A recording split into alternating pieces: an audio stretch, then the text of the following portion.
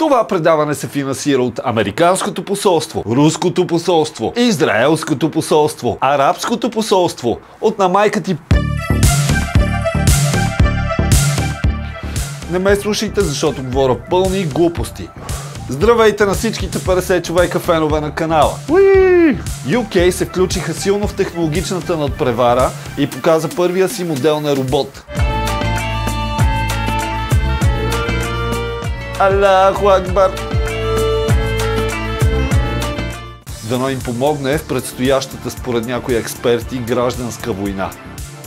The main threat to the security and prosperity of the West generally and the UK specifically now is civil war, not external war. Въпреки че не съм сигурен от коя страна на барикадата ще застане баш този маняк. Както вече знаем, в най-големите градове в UK белите хора са малцинство и културното обогатяване е толкова силно, че е на път да стане първата европейска мюсюлманска държава. Damn! Може би е време да вземат пример от Дания, където правителството разваля мигрантски гета, обзети от притеснения да не се създават паралелни общества и no-go зони. Дори съгласуват нови мигрантски политики, които ще предпазват да няма райони от страната с повече от 30% население от не-западен происход. Вау! Това преди 5 години щеше да се тълкува за доста расистко. Или да вземат пример от няма да познаете откъде. Швеция. Най-накрая правителството започва да работи в посока да връща повече мигранти, отколкото приема. Може би и на тях им идва акъла, след като държавата се превърна в генг-генг, развъдник на мултикултурно обогатяване. Обогатяване на обществото с лекари, инженери, учени и интелектуалци. Бан се главно с банди от тинейджери убийци, бомби, сексуални престъпления, все са нормалните неща за мултикултурализма. Дори и Германия реши започват да връщат емигранти баци. The German government has announced a package of tougher security and asylum measures after 3 people were fatally stabbed at a street festival last week. The killings sparked an intense debate over asylum laws when it emerged that the main suspect was a young Syrian man facing deportation. Успех им пожелавам! The Islamic demonstration in Hamburg calling for the establishing of a caliphate is creating controversy in Germany. От Германистан също така дойде новината, че Меркел е скрила за разследване на службите от далечната 2020 година, които още тогава са издали доклад, посочващ, че има 80-90% вероятност вируса COVID да е създаден в лаборатория. Вау! Верно ли? Вероятност, която ЦРУ също споделя като много по-вероятен източник на вируса.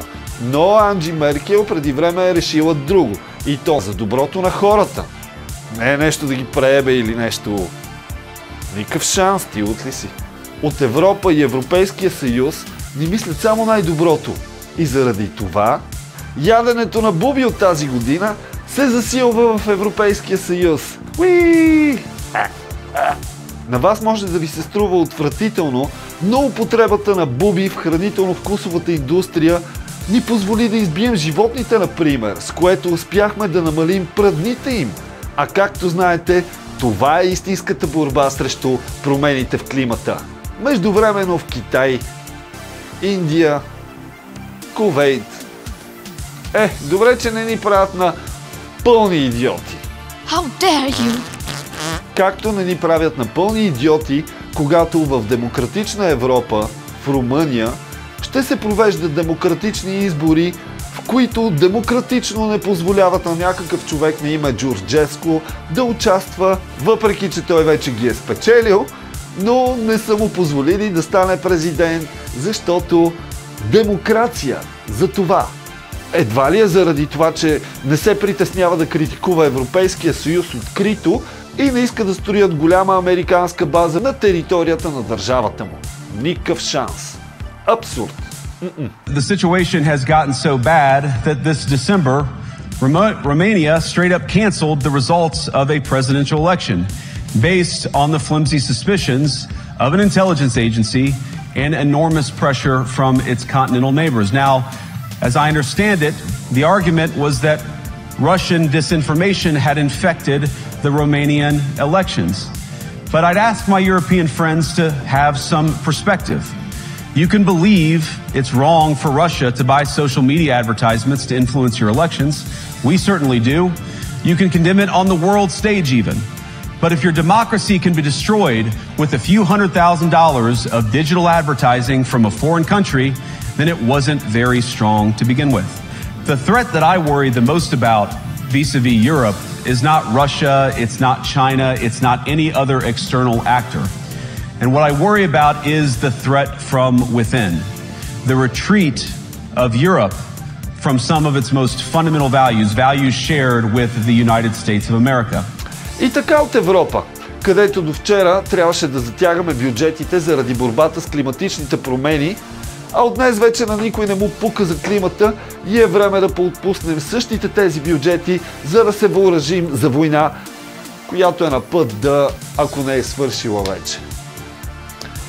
Да извадим милиарди за военно-промишления комплекс, който за поредна година ще обяви рекорди в продажбите си, което само по себе си е гарант за това, че всички ще заживеем по-мирно и щастливо. Копеле, what the fuck?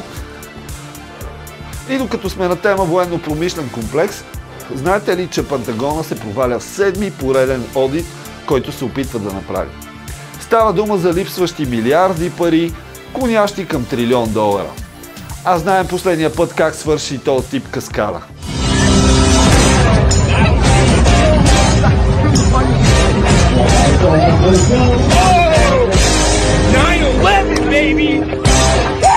Самолет, който нито една камера на едно от най-строго охраняваните места на Земята не успя да заснеме, падна в финансовия архив и унищожи документацията за тогавашните изчезнали $1 трилиони.